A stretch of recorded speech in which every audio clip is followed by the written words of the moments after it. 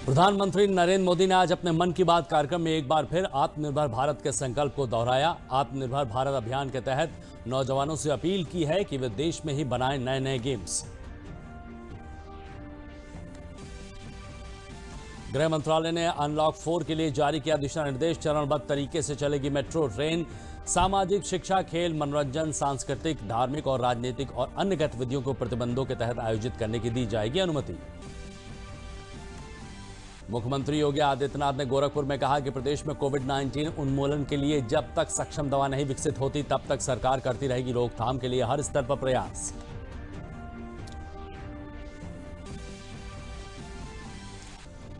और आज प्रदेश में गमगीन माहौल में आशुराए मुहर्रम मनाया जा रहा है। हजरत इमाम हुसैन और उनके साथियों की करबला में शहादत की याद में मुहर्रम मनाया जाता है। प्रधानमंत्री ने कहा है कि इमाम हुसैन के लिए न्याय और सत्य के मूल्यों से ज्यादा कुछ भी महत्वपूर्ण नहीं था।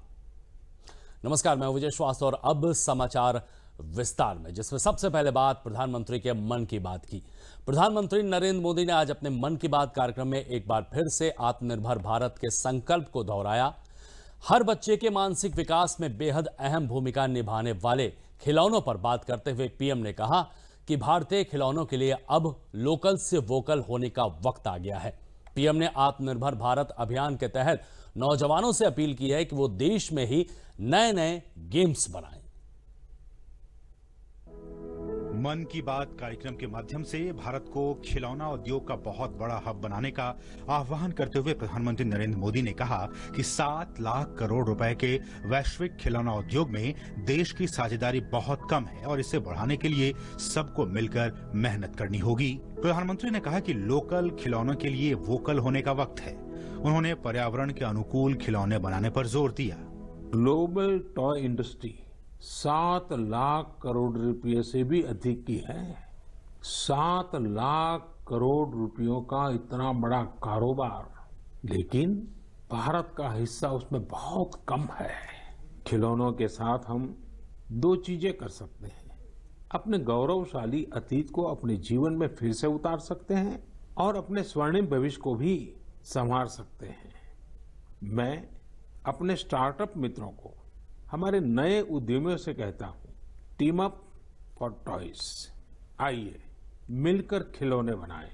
अब सभी के लिए लोकल खिलौनों के लिए वोकल होने का समय है। हम ऐसे खिलौने बनाएं जो पर्यावरण के भी अनुकूल हो। पीएम मोदी ने आत्मनिर्भर भारत अभियान के तहत युवाओं से देश में ही गेम्स बनाने का आह्वान किया। हमारे देश में इतने आइडियाज हैं, इतने कंसेप्ट्स हैं, बहुत समृद्ध हमारा इतिहास रहा है। क्या हम उन पर गेम्स बना सकते हैं? मैं देश के युवा टैलेंट से कहता हूं, आप भारत में भी गेम्स बनाइए और भारत के भी गेम्स बनाइए। इस मौके पर पीएम मोदी ने आत्मनिर्भर भारत ऐप इनोवेशन चैलेंज का भी जिक्र किया। उन्होंने कहा कि इसमें युवाओं की भागीदारी के नतीजे काफी संतोषजनक हैं।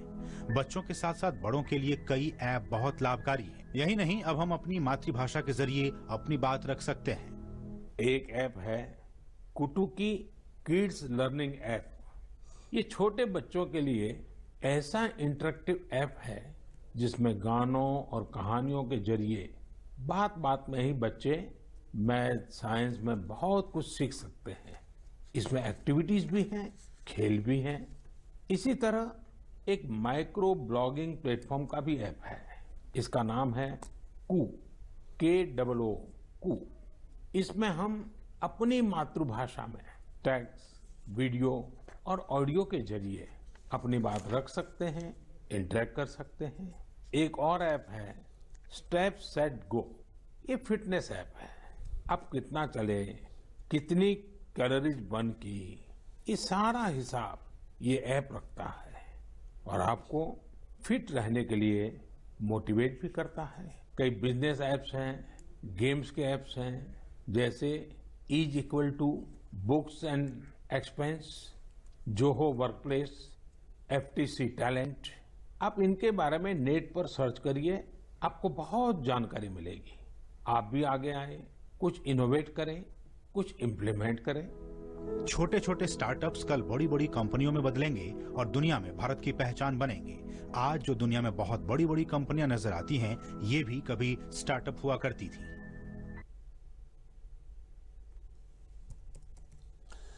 एक कहावत है, यथा अन्नम तथा मन्नम। जैसा अन्न होता है वैसा ही हमारा मानसिकता और बौद्धिक विकास भी होता है।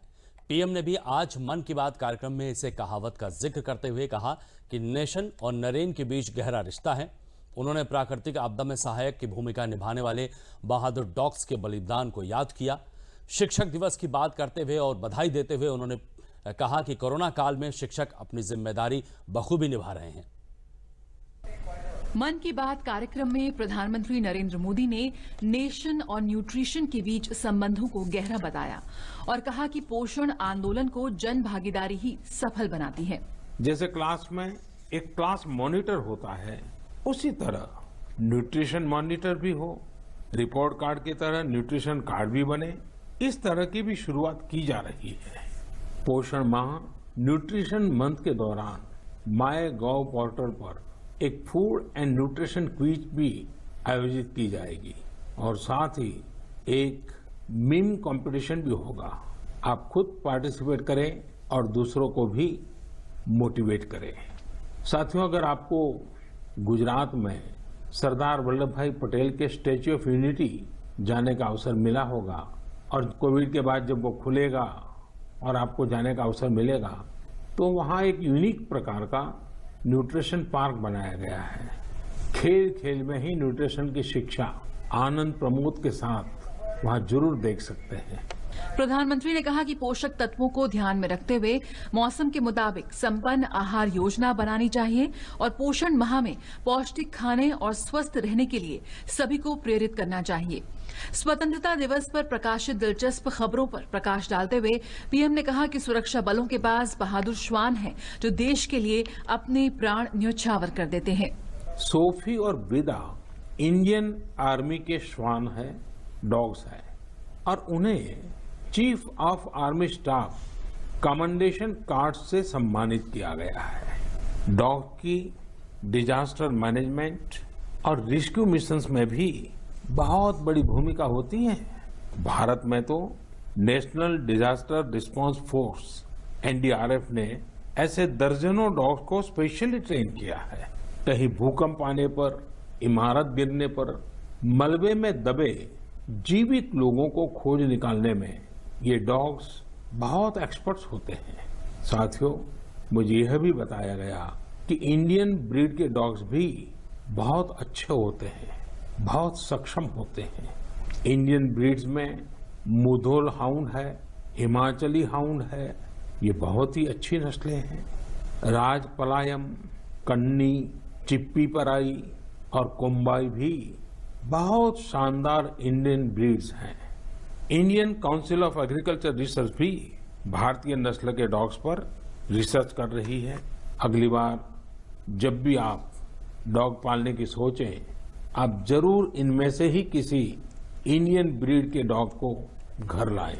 आगामी शिक्षक दिवस को ध्यान में रखते हुए प्रधानमंत्री ने नई राष्ट्रीय शिक्षा नीति के जरिए छात्रों तक शिक्षा का लाभ पहुंचाने में शिक्षकों से अहम भूमिका निभाने का आह्वान किया। तेजी से बदलते हुए समय और कोरोना के संकट काल में हमारे शिक्षकों के सामने भी समय के साथ बदलाव की एक चुनौती रखती है। आज देश में हर जगह कुछ न कुछ इनोवेशन हो रहे हैं। शिक्षक और छात्र मिलकर कुछ नया कर रहे हैं। मुझे भरोसा है, जिस तरह देश में राष्ट्रीय शिक्षा नीति के जरिए एक बड़ा बदलाव होने जा रहा है, हमारे शिक्षक इसका भी लाभ छात्रों तक पहुंचाने में अहम भूमिका निभाएंगे। प्रधानमंत्री ने युवा पीढ़ी से कहा कि वो आजादी के जंग के नायकों को कभी ना भूले। पीएम ने शिक्षकों से देश के हजारों लाखों गुमनाम नायकों को छात्रों के सामने लाने का आग्रह किया।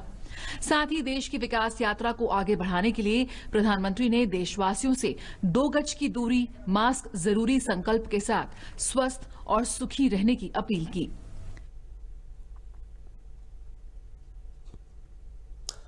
बलरामपुर जिले में प्रधानमंत्री नरेंद्र मोदी के मन की बात की 68वीं कड़ी को सुनने के लिए ग्रामीण क्षेत्रों में उत्साह देखा गया। प्रधानमंत्री के मन की बात कार्यक्रम को सुनने के लिए लोग समय पूर्व ही अपने रेडियो और टीवी के पास बैठ जाते हैं। छात्रों का कहना है कि इस कार्यक्रम से हमें प्रधानमंत्री द्वारा दिए गए टिप्स पर काम करने की उत्सुकता रहती है। प्रधानमंत्री ने आज लोकल स्तर पर खिलौनों की बात की और छात्रों और युवाओं ने इस बात को पसंद किया है। साथ ही कहा है कि इससे आत्मनिर्भर भारत को मजबूती मिलेगी। किसानों द्वारा भी प्रतिक्रिया व्यक्त करते हुए कहा गया कि प्रधानमंत्री द्वारा अपने कार्यक्रम से किसानों को कुछ न कुछ प्रेरणा हमेशा दी जाती रहती है। आज प्रधानमंत्री जी ने मन की बात में जो भी प्रेरणाएं हमें बताई हैं, उससे हमें बहुत सारी चीज़ें सीखने को मिली। जैसा कि उन्होंने बताया कि हमारा इम्यूनिटी सिस्टम पावर बहुत वीक है, हमें उसको स्ट्रॉन्ग करना चाहिए। अगर हम इम्यूनिटी सिस्टम पावर को स्ट्रॉन्ग करेंगे तभी हम कोरोना को हरा सकते हैं। प्रधानमंत्री नरेंद्र मोदी जी हमारे किसानों को बहुत ख्याल रखते हैं।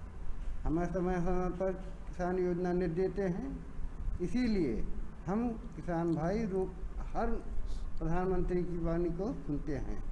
जब मन की बात आती है तो हमें तो सुनते रहते हैं। आदरणीय मोदी जी अक्सर रविवार को मन की बात में नई नई चीज़ें के बारे में हम युवाओं को बताते हैं, सलाह देते हैं और उनका सलाह हमेशा हम लोग के लिए काफ़ी ज़्यादा सफल रहता है और हम लोग उनके द्वारा किए गए संबोधन का सम्मान करते हैं, उनकी बात को अच्छे से सुनते हैं, इससे हम छात्रों को बहुत सारी प्रेरणा मिलती है। वो हमेशा तत्पर रहते हैं हम छात्रों के लिए हेल्प करने के लिए, सहायता करने के लिए। तो इस बार प्रधानमंत्री जी ने बताया कि सितंबर माह न्यूट्रिशन माह के रूप में मनाया जाएगा। इसमें हम लोग का होगा क्या कि जैसे कोरोना इस समय चल रहा है, लोगों की इम्यूनिटी बहुत ही ज़्यादा वीक है, तो इससे होगा कि जो बच्चे होंगे, नवजात शिशु पैदा होंगे, उनका न्यूट्रिशन अगर अच्छे से दिया जाएगा तो उनकी इम्यूनिटी बढ़ेगी। वैसे भी देखा जाए तो ये वैश्विक बीमारी में अपना भारत बहुत ही अच्छा इम्यून सिस्टम की वजह से मृत्यु दर जो है वो अपने भारत की सबसे ज़्यादा कम है। लोगों की इम्यूनिटी बढ़ेगी, इससे लोग मतलब कम प्रभावित होंगे कोरोना से और आने वाले कुछ महीनों में कोरोना अपने आप ख़त्म हो जाएगा। इसीलिए जो प्रधान जी जो भी बोलते हैं उस पर हम लोग चर्चा करते हैं, बात में उसको समझते हैं और उसके ऊपर गौर करके और चीज़ों को अपने जीवन में उतारते हैं। सोनभद्र जिले के ग्रामीण और नगरीय अंचलों में प्रधानमंत्री के मन की बात के नियमित श्रोताओं ने आज इस कार्यक्रम को सुना और आत्मसात किया। विभिन्न जानकारी परक मोबाइल ऐप से लेकर पोषण से जुड़ी जानकारियां और सेना से जुड़े डॉग स्क्वाड की भूमिका से प्रेरणा प्राप्त करते हुए श्रोताओं ने बताया कि हर एपिसोड में एक नई ऊर्जा और जानकारी लेकर आता है, जिसे हर भारतीय को सुनना चाहिए। श्रोताओं ने यह भी कहा कि आत्मनिर्भर का दिया गया प्रधानमंत्री का मंत्र इस कोरोना काल में बहुत बड़ा मंत्र है, क्योंकि छात्रों की बाधित होती पढ़ाई को ऑनलाइन के माध्यम से निश्चित तौर पर एक नया आयाम दिया है। तो चलो खेल शुरू करते हैं। साथियों, आत्मनिर्भर है और यह अवसर भी है जब आज से 100 वर्ष पहले असहयोग आंदोलन शुरू हुआ। आज के मन की बात में उन्होंने पूरी तरह से लोकल का वोकल, हमको आत्मनिर्भर बनने के लिए जो उन्होंने बताया कि हमारे यहाँ खिलौनों का इतना बड़ा मार्केट है, लगभग 7 लाख करोड़ रुपए का खिलौने का निर्यात या उपयोग होता है, परंतु उसमें भारतीय खिलौनों का नाम मात्र की सहभागिता है। इसलिए हमको किसी न किसी प्रकार से जो भारतीय खिलौने हैं उनका उत्पादन बढ़ाना चाहिए, जिससे हम आत्मनिर्भर बनेंगे और बच्चों में वो खिलौने हों जिनसे वो खेले भी, खिलखिला के हंसे भी और कुछ सीखे भी। हम लोग नियमित मन की बात प्रधानमंत्री जी की सुनते हैं, तो आज उन्होंने शिक्षा के बारे में, सेना में डॉग स्क्वाड के बारे में और पर्यावरण के बारे में जो जानकारियाँ दी वो हम लोगों ने सुना। जो बच्चों के प्रति जो ऐप के बारे में उन्होंने बताया और एक ऐप जो है KOO के बारे में, उससे हमारे भारतीय बच्चों को बहुत ही बढ़ावा मिलेगा और उससे बहुत ही सारी चीजें सीखने को मिलेगी। कोविड महामारी के कारण जारी लॉकडाउन में अब 1 सितंबर से काफी कुछ बदलने जा रहा है। गृह मंत्रालय ने प्रतिबंधित क्षेत्रों से बाहर अनलॉक 4 के लिए दिशा निर्देश जारी कर दिए हैं। सबसे पहले बात मेट्रो रेल की करें तो इसे 7 सितंबर से चरणबद्ध तरीके से शुरू किया जाएगा। इससे संबंधित मंत्रालय जल्द ही गाइडलाइन जारी करेगा। 21 सितंबर से सामाजिक, शिक्षा संबंधी, खेल, मनोरंजन, सांस्कृतिक, धार्मिक, राजनीतिक और अन्य समारोह आयोजित करने की अनुमति भी होगी, लेकिन इनमें केवल 100 व्यक्ति ही शामिल हो सकेंगे। 21 सितंबर से ही खुले में कार्यक्रमों के आयोजन को इजाजत होगी। हाल की स्कूल, कॉलेज, शैक्षिक और कोचिंग संस्थान 30 सितंबर तक बंद रखे जाएंगे। कंटेनमेंट जोन के बाहर 9वीं और 12वीं के छात्रों को शिक्षकों से मार्गदर्शन के लिए स्कूल जाने की इजाज़त होगी, लेकिन ज़रूरी दिशा निर्देशों के अनुसार छात्र को अभिभावकों की लिखित अनुमति भी लेनी होगी। इसके अलावा सिनेमा हॉल, स्विमिंग पूल और मनोरंजन पार्क बंद रहेंगे। राज्य के भीतर एक दूसरे राज्यों के बीच लोगों और वस्तुओं का आवागमन पर कोई प्रतिबंध नहीं होगा। राज्यों को सलाह दी गई है कि प्रतिबंधित क्षेत्रों से बाहर किसी भी तरह स्थानीय लॉकडाउन लागू न करें, लेकिन 30 सितंबर तक कंटेनमेंट जोन में सख्ती से लॉकडाउन रहेगा।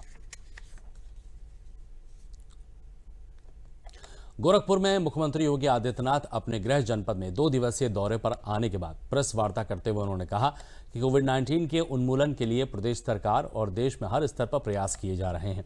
अभी तक इसकी कोई दवा नहीं बन पाई है।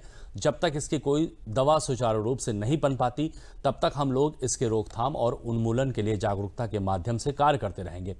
इसके लिए आवश्यक है कि बचाव से संबंधित जितने भी उपाय हैं उसको किए जाएं। इसी तरह इंसेफ्लाइटिस 40 वर्षों से गोरखपुर बस्ती मंडल के साथ साथ पूर्वी उत्तर प्रदेश का विशेष महामारी रोग था, जिसके उन्मूलन के लिए हम लोगों ने लड़ाई लड़ी। इसके रोकथाम के लिए CSC, PSC उपचार हेतु व्यवस्था की गई।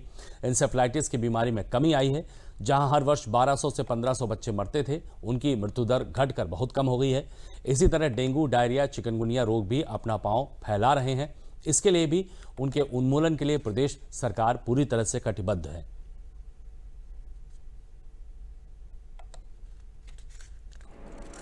अवेयरनेस के कार्यक्रम आदरणीय प्रधानमंत्री जी के नेतृत्व में जो चले हैं, उसका परिणाम है कि कोविड-19 से भारत एक सुरक्षित स्थिति में है और मजबूती के साथ इस लड़ाई को लड़ रहा है। यही स्थिति हम लोगों ने उत्तर प्रदेश के अंदर भी लागू की और उत्तर प्रदेश के अंदर भी हम कोविड-19 की इस लड़ाई को बहुत मजबूती के साथ आगे लड़ रहे हैं। आज अगर देखेंगे देश के बड़े राज्यों में, तो उत्तर प्रदेश की मृत्यु दर, पॉजिटिविटी की दर ये सबसे कम है और सबसे अधिक टेस्ट देश के अंदर वर्तमान में उत्तर प्रदेश करा रहा है। इंसेफ्लाइटिस की लड़ाई देश की लड़ाई है। देश की लड़ाई में हर एक तबके का योगदान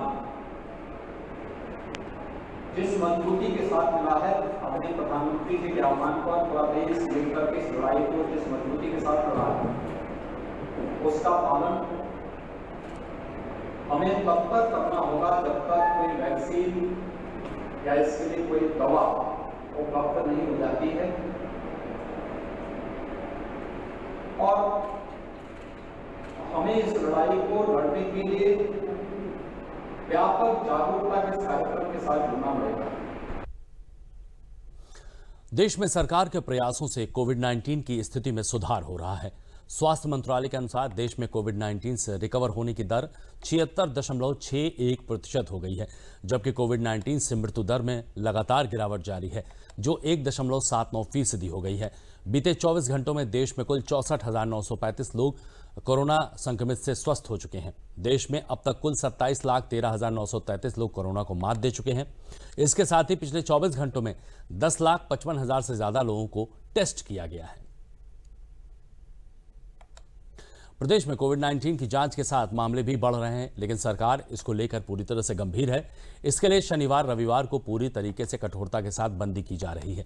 इसका उद्देश्य बाजारों समेत रिहायशी इलाकों में भी साफ सफाई और सैनिटाइजेशन का काम किया जा सके। हर चौराहे पर पुलिस तैनात है। आने जाने वाले लोगों को रोका जा रहा है। गाड़ियों और लोगों से पूछताछ की जा रही है, जिससे लोग मौज मस्ती के लिए बाहर न निकलें। मुख्यमंत्री के निर्देश के बाद सुरक्षा व्यवस्था कड़ी कर दी गई है। कई त्योहारों के कारण भी यह सुरक्षा व्यवस्था की गई है।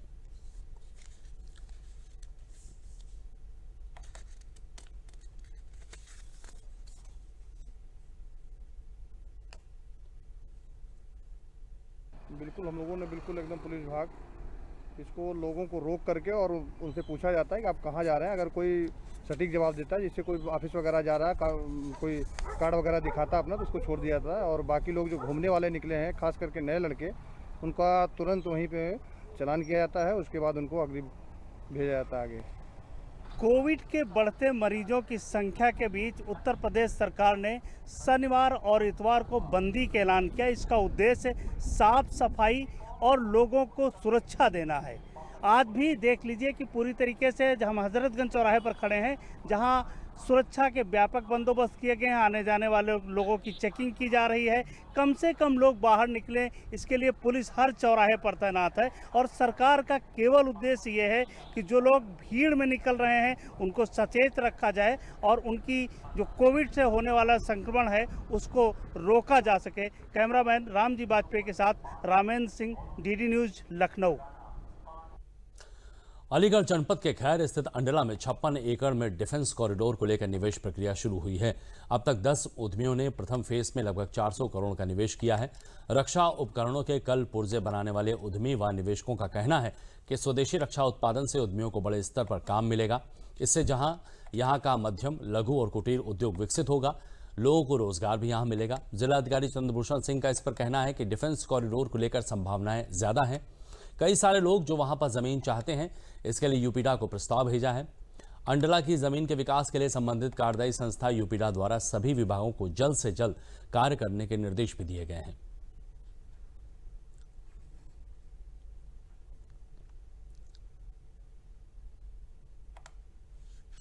मैंने 12 करोड़ रुपए का इन्वेस्टमेंट प्लान बनाया है और इस इन्वेस्टमेंट के साथ मुझे लगता है कि अलीगढ़ में उद्योग जगत में एक नई क्रांति आएगी। जैसा कि हमारे माननीय रक्षा मंत्री श्री राजनाथ सिंह जी ने जो 101 आइटम्स को बैन किया है और अपने हिंदुस्तान में बनाने के लिए आह्वान किया है, ये उनका कार्य अतुलनीय है, जिससे हमारे जितने भी इंडस्ट्रिस्ट हैं उनको एक बहुत बूस्ट मिला है। इससे हमारे यहाँ के इंडस्ट्रीज की डिमांड बढ़ेगी और वो डिमांड बढ़ने से जाहिर सी बात है कि यहाँ के लोगों में रोज़गार की सुविधाएं बढ़ेंगी। यहाँ पर इंडस्ट्रियलिस्ट को जो बेनिफिट होने वाला है, जो लघु उद्योग हैं और जो MSMEs हैं, उनको भी विशेष फ़ायदा होगा। यहाँ पे सबसे बड़ी बात है कि एम्प्लॉयमेंट जनरेट होगा, क्वालिटी ऑफ प्रोडक्ट बढ़ जाएगी और लोकल, नेशनल और इंटरनेशनल तीनों लेवल के ऊपर प्रोडक्शन और इसकी सेल्स बढ़ेगी। जैसे प्रधानमंत्री जी ने कहा कि ये हमारा वेपनरी है, वो सिर्फ इंडिया के लिए नहीं है, बट हम पूरे वर्ल्ड को सप्लाई करेंगे। देखिए, डिफेंस कॉरिडोर में जब आने के बाद में जो हमारा जो प्रपोजल है, मैं बताता हूँ आपको। पहला ये कि हमारा एम्प्लॉयमेंट जनरेट होगा, करीब 150 एम्प्लॉयज़ हमें हायर करने पड़ेंगे, जो प्रपोजल में है ही, वो कर ही रहे हैं। इसके अलावा यहाँ पे टेस्टिंग की सुविधा नहीं है और स्किल डेवलपमेंट सेंटर, हमारे 3 एरियाज़ हैं। हम अपना प्रोडक्शन तो कर ही रहे होंगे, इसके अलावा हम एक स्किल डेवलपमेंट सेंटर भी हम वहाँ पे चालू करेंगे, क्योंकि इतना बड़ा डिफेंस कॉरिडोर आ रहा है, वहाँ पे आपको टेक्निकली क्वालिफाइड बच्चे भी चाहिए, वो हम डेवलप करेंगे जो प्योरली डिफेंस कॉरिडोर के हिसाब से काम कर पाएँ। और तीसरा है, यहाँ पे हमें लेबॉर्ट्री सेटअप करनी है ताकि टेस्टिंग के लिए लोगों को बाहर ना जाना पड़े। प्रथम चरण में हम लोगों ने करीब 56-57 हेक्टेयर ज़मीन इसके लिए डिफेंस कॉरिडोर के लिए आरक्षित की है और इसमें लगभग 400 करोड़ के जो इन्वेस्टमेंट के प्रपोजल सरकार को आए हुए हैं और करीब 10 लोगों ने ज़मीन आवंटन के लिए एप्लीकेशन दिया, जिनका आवंटन भी हो गया है। अभी वहाँ पे संभावनाएं भविष्य में बहुत ज़्यादा हैं। लोग, कई और सारे लोग हैं जो वहाँ पे ज़मीन चाहते हैं और निवेश करना चाहते हैं। उसको देखते हुए ज़मीन प्रोक्योर करने की कार्रवाई की जा रही है। हमारे पास कई सारी सरकारी ज़मीनें सुरक्षित हैं, जिसको मैंने यूपीडा को भेजा है। यूपीडा के अधिकारियों द्वारा उसका निरीक्षण करने के बाद जो भी प्रस्ताव पर वो सहमत होंगे, वो प्रस्ताव हम शासन को भेजेंगे और भविष्य में भी ज़मीन आवंटन का काम किया जाएगा। मर्यादा पुरुषोत्तम भगवान राम के भव्य और दिव्य मंदिर निर्माण के लिए एक और महत्वपूर्ण कदम आगे बढ़ गया है। श्री राम जन्मभूमि तीर्थ क्षेत्र ट्रस्ट की तरफ से ट्रस्टी अनिल मिश्रा ने राम मंदिर का नक्शा और अग्निशमन समेत कुछ अन्य आवश्यक विभागों की एनओसी सूची और कुछ विभागों से एनओसी के लिए आवेदन की कॉपी विकास प्राधिकरण के उपाध्यक्ष डॉक्टर नीरज शुक्ला को सौंप दी है। विकास प्राधिकरण में जो मानचित्र जमा किया गया है वो 67 एकड़ का है। मानचित्र जमा करते समय 65,000 रुपए प्रारंभिक शुल्क के रूप में जमा कराया गया है। मानचित्र के साथ अग्निशमन, उड्डयन विभाग, नजूल और वन विभाग समेत 9 विभागों से एनओसी के लिए किए गए आवेदन की कॉपी भी जमा की गई है। फिलहाल राम मंदिर निर्माण से पहले 67 एकड़ के भीतर के जर्जर भवनों को गिराया जा रहा है।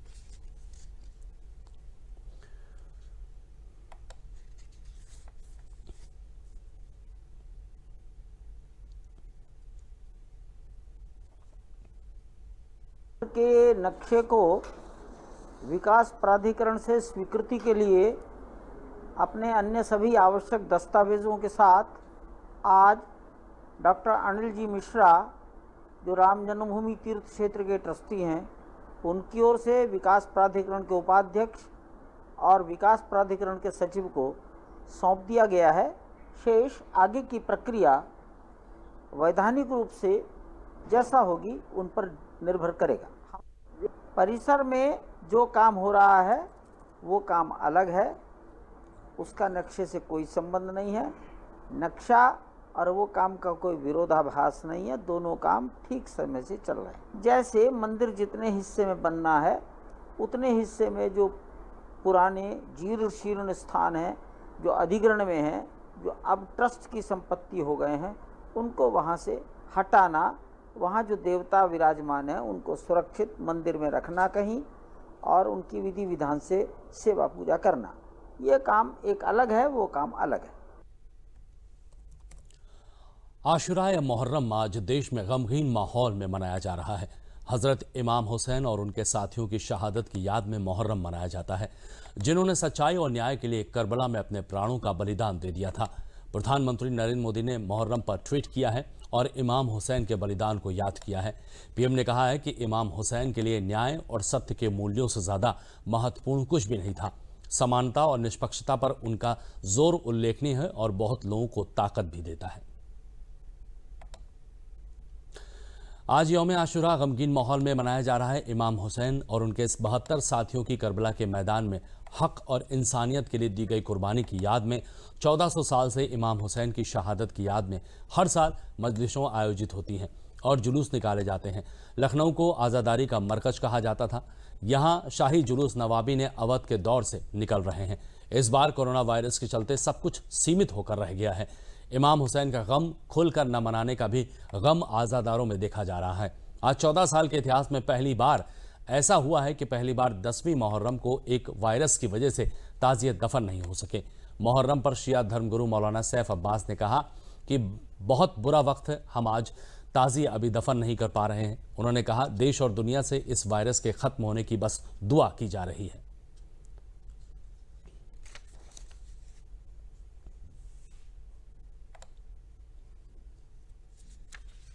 का गम है और दूसरा उस गम पे ये गम है कि हम गम नहीं मना पा रहे, लिहाजा ये हमारे लिए डबल मुसीबत का गम है।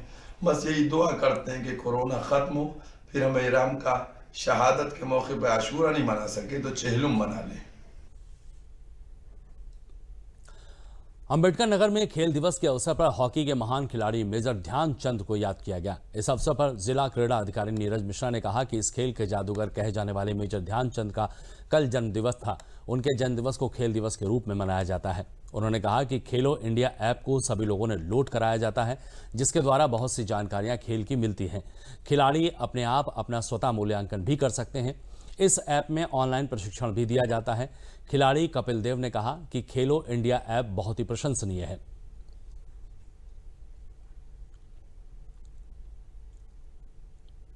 हमारे स्टेडियम में जो भी प्रशिक्षण शिविर लेने यहाँ पर आते हैं, जितने भी खिलाड़ी आते हैं स्टेडियम के अंदर, उन सबको प्रधानमंत्री जी द्वारा बनाया गया, खेल मंत्रालय द्वारा बनाया गया ये खेलो इंडिया ऐप को सभी को लोड कराया गया है।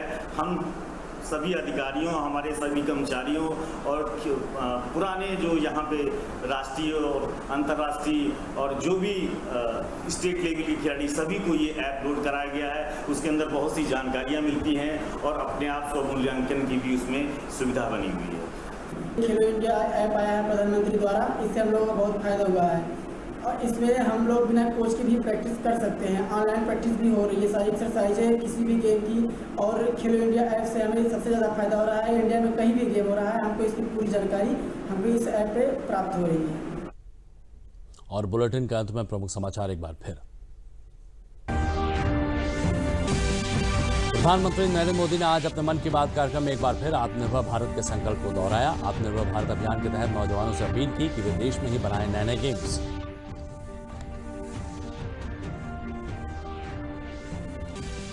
गृह मंत्रालय ने अनलॉक 4 के लिए जारी किए दिशा निर्देश। चरणबद्ध तरीके से चलेगी मेट्रो रेल। सामाजिक, शिक्षा, खेल, मनोरंजन, सांस्कृतिक, धार्मिक और राजनीतिक और अन्य गतिविधियों को प्रतिबंधों के तहत आयोजित करने की दी जाएगी अनुमति।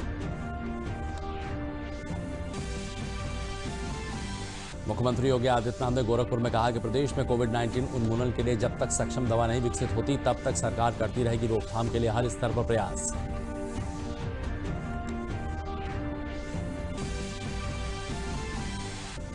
और आज प्रदेश में गमगीन माहौल में आशुराए मुहर्रम मनाया जा रहा है। हजरत इमाम हुसैन और उनके साथियों की करबला में शहादत की याद में मुहर्रम मनाया जाता है। प्रधानमंत्री ने कहा, इमाम हुसैन के लिए न्याय और सत्य के मूल्यों से ज्यादा कुछ भी महत्वपूर्ण नहीं था। तो बुलेटिन में फिलहाल इतना ही। दीजिए इजाजत। नमस्कार।